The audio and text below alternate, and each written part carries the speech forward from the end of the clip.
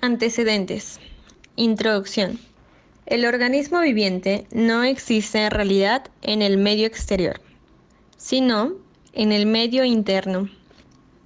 Esto quiere decir que no influye para la atmósfera o el mundo que nos rodea, sino para nuestro cuerpo internamente.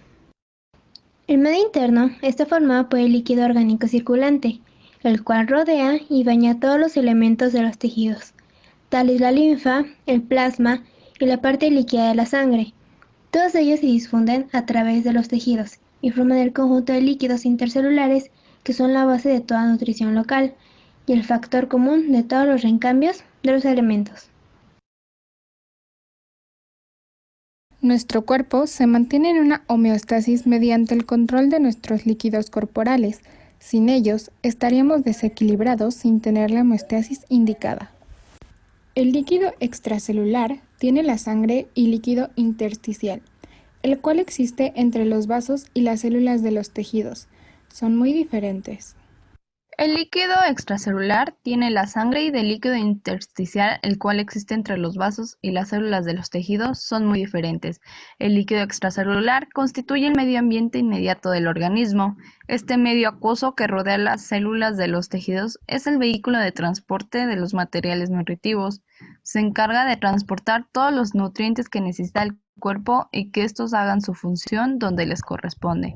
También se encargan de desechar todo lo que nuestro cuerpo no necesita. También provee la estabilidad de las condiciones físico-químicas necesarias, tales como pH, presión osmótica y la temperatura. El ser humano se distribuye en promedio por 60% de agua. El restante 40% se distribuye en 18% de proteínas, 15% de grasas y 7% de minerales. El contenido de agua varía en los diferentes tejidos.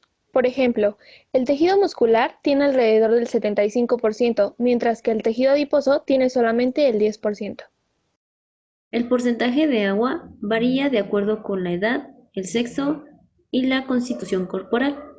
En el recién nacido, este porcentaje llega a 70%, mientras que en las personas de tercera edad es solo del 50%. En relación con el sexo, el porcentaje de agua en los varones es mayor que en las mujeres, debido al mayor contenido de grasa en el cuerpo femenino. En la obesidad, el contenido de agua puede ser tan bajo como 45%. Debido a estas variaciones, el límite de la normalidad se sitúa entre 50 y 70% en el adulto masculino sano de 70 kilogramos, que es el ejemplo que se utiliza para los valores fisiológicos normales, es de 60%. El agua corporal se distribuye en dos compartimientos principales, el líquido intracelular y el líquido extracelular, que se localizan como sus nombres lo indican, en el interior y exterior de las células. El líquido extracelular, a su vez, se divide en dos compartimientos, el interior del árbol circulatorio, que constituye el intravascular o plasma sanguíneo, y en el exterior de los vasos sanguíneos, que forma el líquido intersticial que se encuentra entre las células. Los porcentajes de agua en cada uno de estos compartimientos son los siguientes: líquido intracelular 40% del peso corporal, líquido extracelular 20% del peso corporal, que a su vez se subdivide en plasma 5% de peso corporal y líquido intersticial 15% del peso corporal. Para calcular el agua corporal, se considera que 1 kilogramo es igual a 1 litro. Por tanto, en un sujeto adulto de 70 kilogramos, el agua se encuentra distribuida de la siguiente manera: agua corporal total, 42 litros. Líquido intracelular, 28 litros. Líquido extracelular, 14 litros. Líquido intravascular o plasma, 3.5 litros. Y líquido intersticial, 10.5 litros. Existen otros compartimientos líquidos en el organismo que reciben el nombre de líquidos transcelulares, entre los cuales se incluyen el líquido cefalorraquídeo, el líquido sinovial y el humor acuoso. Estos líquidos corresponden al nombre de líquido extracelular y tienen en común que están bien delimitados. El intercambio con el líquido extracelular es muy lento, debido a la barrera que los delimita, y dado que su volumen es escaso, no se les toma en cuenta al medir los compartimientos líquidos. Si se conoce el valor del volumen plasmático y el hematocrito, puede calcularse el volumen sanguíneo con la siguiente fórmula. Volumen sanguíneo es igual a volumen plasmático entre 1 menos hematocrito. Otra forma de calcular el volumen sanguíneo cuando no se tienen los valores de volumen plasmático y hematocrito es calculando el 8% del peso corporal. Sin embargo, esto es menos exacto ya que personas con el mismo peso y constitución corporal pueden tener diferentes hematocritos. Los diferentes compartimientos líquidos corporales pueden medirse utilizando el principio de dilución. Este principio se basa en la difusión homogénea de una sustancia en un solvente que alcanza la misma concentración en todo el compartimento que la contiene. Si se conoce la concentración inicial o la cantidad de sustancia administrada, puede medirse el grado de dilución de la misma y de esta forma calcular el volumen en que se difundió, el cual recibe el nombre de volumen de distribución. Para la medición de la sustancia disuelta se emplean métodos espectrofotométricos, químicos, fotoeléctricos, radioactivos, entre otros, dependiendo de la sustancia de la que se trate. Para seleccionar la sustancia adecuada deben de tomarse en cuenta en primer lugar los límites de compartimiento que se desean medir. El líquido intracelular está separado del extracelular por la membrana celular y el plasma o líquido intravascular está delimitado por la pared de los vasos sanguíneos, mientras que el intersticial se encuentra en el espacio entre las células y los vasos. Por tanto, la sustancia que se utilice para medir cada uno de los compartimientos debe cumplir con el requisito de distribuirse únicamente en el compartimento que va a medir. Así que para el líquido extracelular debe usarse una sustancia que no atraviese la membrana celular pero sí la capilar, para que se distribuya tanto en el líquido intravascular como en el líquido intersticial. La sustancia que cumple mejor este requisito es la inulina, que es un polisacárido de alto peso molecular.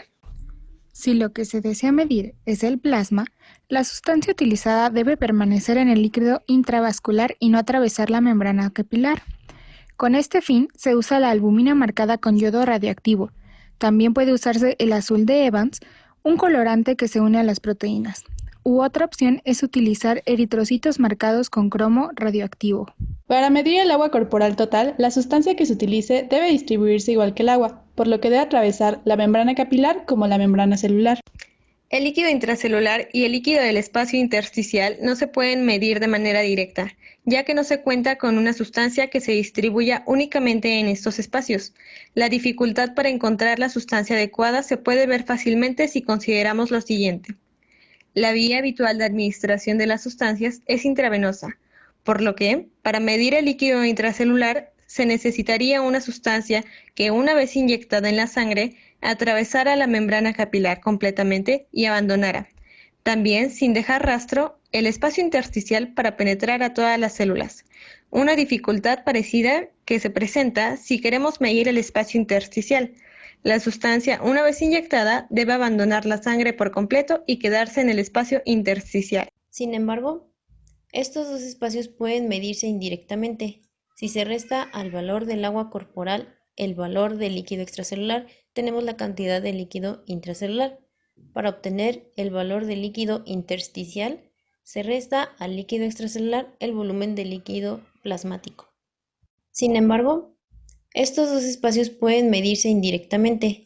Si se resta al valor del agua corporal el valor del líquido extracelular, tenemos la cantidad de líquido intracelular. Para obtener el valor del líquido intersticial, se resta al líquido extracelular el volumen del líquido plasmático. Otros factores que debe tomarse en cuenta al seleccionar la sustancia para medir compartimientos líquidos son los siguientes. Conocer la cinética de la sustancia que se utiliza, es decir, se debe conocer el tiempo necesario para que la sustancia utilizada se distribuya uniformemente en el compartimiento que se va a medir. Y debe conocerse también la cantidad de sustancia que se metaboliza o elimina por el organismo durante este tiempo. Dicha sustancia también debe poderse medir con exactitud. Debe ser inocua para el individuo. Si se considera lo mencionado hasta aquí, el procedimiento que se utiliza para medir un comportamiento líquido es el siguiente. Se inyecta una cantidad conocida de la sustancia adecuada de acuerdo al comportamiento que se va a medir. Se espera el tiempo necesario para que ocurra una distribución homogénea. Se toma una muestra de sangre y se mide la concentración de la sustancia en plasma. Vale la pena recordar que el plasma forma parte del volumen de distribución, tanto del agua corporal como del líquido extracelular. Una vez tomada la concentración de la sustancia en el plasma, se calcula el espacio de distribución de acuerdo con la siguiente fórmula. cantidad de sustancia concentrada menos cantidad metabolizada o eliminada entre concentración en plasma. Como en cualquier cálculo debe tenerse cuidado con las unidades de medición empleadas y hacer las conversiones necesarias. Si el resultado va al final en litros, lo más adecuado es convertir las unidades en litros desde el inicio, con esto para evitar errores.